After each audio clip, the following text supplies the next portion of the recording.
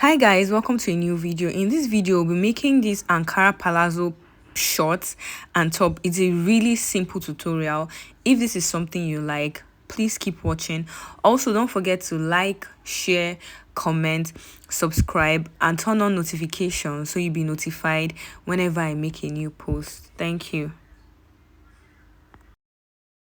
We'll be starting with the top, and the top is a cut together sleeve. So you're going to measure from your center back to where you want the sleeve to be. You're going to fold it into two because we're cutting both the front and the back together.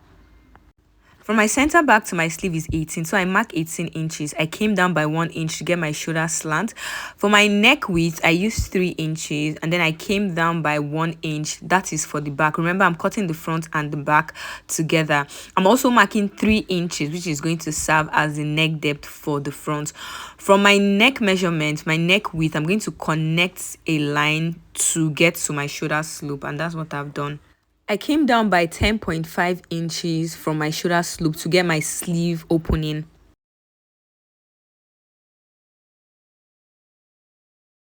Now for the bodice of this top, I'm going to be marking my bust measurement divided by 4. I'll add 1 extra inch for ease and another inch for allowance. The next thing is to get the full length of this top. Remember, this is a crop top, so you can make yours however you want it to be. But I used 18 inches for mine. I marked the points and I connected it. I connected all the points with a line. I also marked the exact same thing I marked on the length line. So my bust measurement divided by 4, 1 inch for ease and another for allowance. And I connected in a straight line and further connected to where my sleeve stopped. And then gave it a good curve to get my armhole curve. My waist is quite small, so I further reduced on my length line by 1 inch, as you can see from the video, just to make it a little bit smaller. On my sleeve, I also went in by 1 inch and connected. I like the way it looks when I do it this way, so you don't have to do yours this way, but I just like it.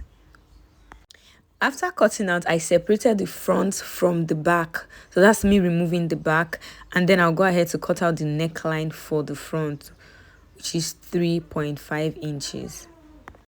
The front has a neckline slit also, so I went ahead to mark 4 inches and then I opened it until I got to 4 inch. So there's going to be like a slight slit. I'm going ahead to cut out the facing because I'm going to be using facing to cut out for the front and for the back neckline. So you're just going to place this on top of a fabric that is wide enough, and then you're going to trace out your neckline on this fabric. I wanted my facing to be 2.5 inches wide, so you can just see me trying to mark 2.5 inches across this facing. For the front, you're also going to add the slit allowance to your facing, so you'll be able to turn that area as well. So this is just me trying to measure where the slit stops so that I can add the that area onto my facing as well.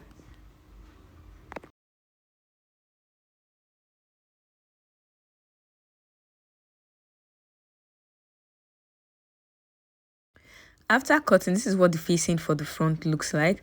I'll go ahead, fold for the back and cut out the exact same neckline of the back on my facing.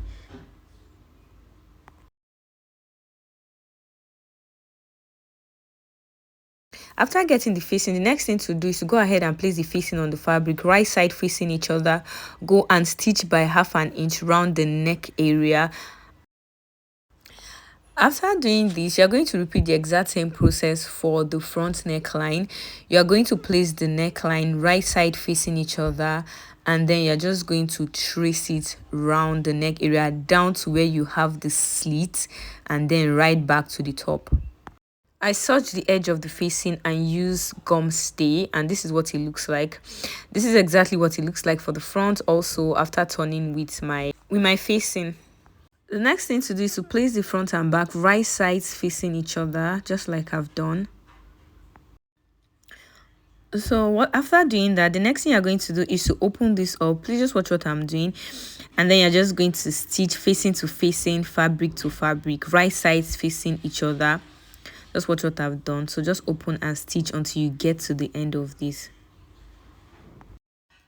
So after doing that, this is exactly what the neck area looks like. I also used my hemming gum to lay it flat so it can lie down very well and look very neat on both the inside and the outside.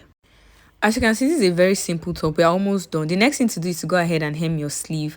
After hemming your sleeve, just like you see me demonstrating, you're going to turn this over, right side facing each other, and then you're just going to go ahead and stitch until you get to the end and hem the bottom part, and you are done with this top.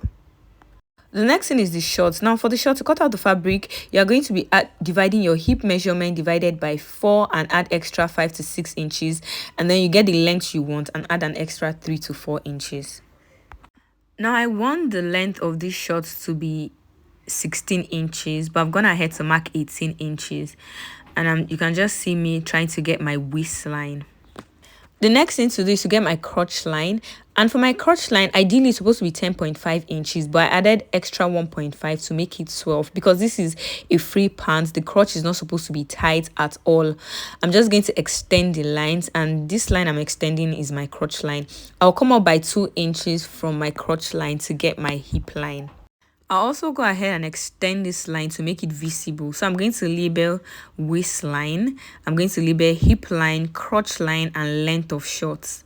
Now on my crotch line, I'll go ahead and mark my hip measurement divided by 4, which is 10.5 inches. I added an extra 3 inches, 2 inches for the ease, and 1 is going to serve as my allowance.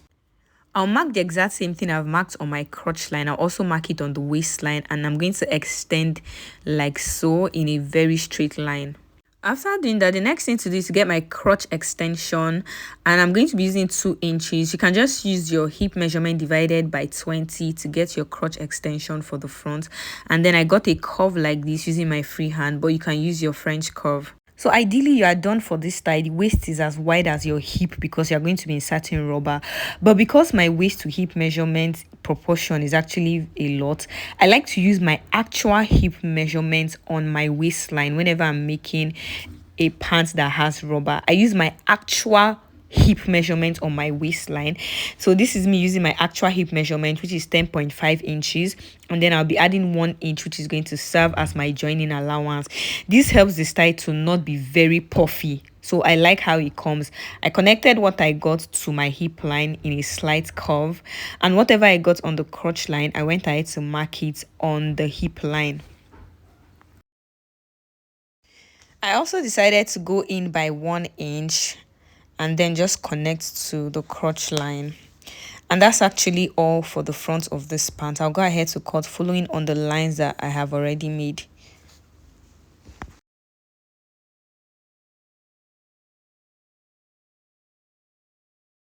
After cutting, I'll be using the front to cut the back, and the major difference is that the back is slightly wider and slightly longer than the front piece. After coming in by 2 inches, I'm going to mark a point there. I'm going to extend the line, and the line on top is going to be longer by 1.5 inch. After that, I'm going to measure whatever I have on my waistline and make sure I get the exact same thing for the back waistline. Please note that your two waistlines must actually match. If the front waistline is 10, the back should also be 10. So I'm going to connect the back waistline, which is now in a slant, to meet the side of the back. So the back is just slightly longer at that bum area. On my crotch line, I'm going to extend the crotch line for the back, and then I'm going to connect from that 2 inches that I went in by. I'm just going to connect it until I get to the crotch area, which is going to give me the crotch area for the back piece.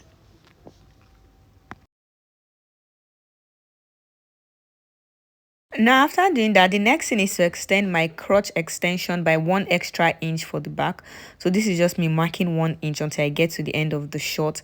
I'm also going to repeat the exact same thing from the hip line. I'm going to add 1 inch, and then I'm going to connect to the waistline for the back, and then I'm going to go down by 1 inch, just like you have seen me do. I'll go ahead and cut, and that's all for the cutting of these shorts. This style is going to have an inseam pocket, and for the inseam pocket, I just folded a piece of fabric into two, and then I'm going to be using my hand to cut out the pocket. So just measure your hand round, just like I'm doing, and you get your pocket. After cutting this, I got 2 pieces from this. I went ahead to place on another fabric, and I got an extra 2 because you need 4 pieces of this. For the placement of this pocket, you're going to come down by 1 inch from your waistline, and then you're going to place this pocket right side facing right side of fabric. So this is the wrong side. The right side will face each other, and then you're going to go ahead and stitch it like so. I did that for the back, and I'm also going to repeat the exact same thing for the front. That's why you need 4 pieces of this pocket. After stitching the pocket, the next thing to do is to close the crotch area. So you're going to stitch by 1/2 inch, and after you are done, this is exactly what it will look like for the front. So this is the front piece, and you get the exact same thing for the back piece. So this is exactly what your short should be looking like at this point. The next thing to do is to go and stitch. So you're going to go from your waistline, enter into the pocket, come outside and get to the full length. So you're going to stitch from your waistline, enter into the pocket and stitch the end.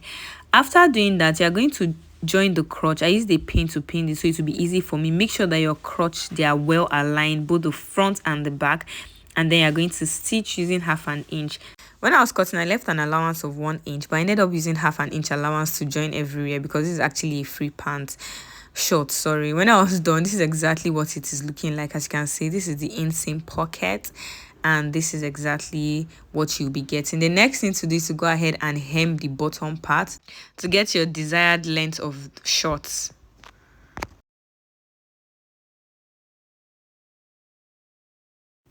Now to cut out the band, I'm going to go ahead and measure whatever it is I have on my waistline. After done measuring, I'm going to be using whatever number I have to cut out my band.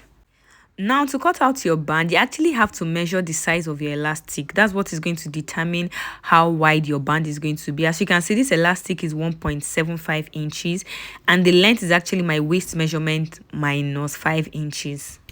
So I've gone ahead to cut out my band, and this is what it looks like. As you can see, it is 1/2 inches longer than where my elastic is supposed to be, so that the elastic can have some ease inside. I also added 1/2 inch on both sides, which is going to serve as my joining allowance. So this is exactly what the band is looking like. The next thing to do is to measure the waist measurement on my short. Make sure you get the actual same thing plus 1/2 inch on the band.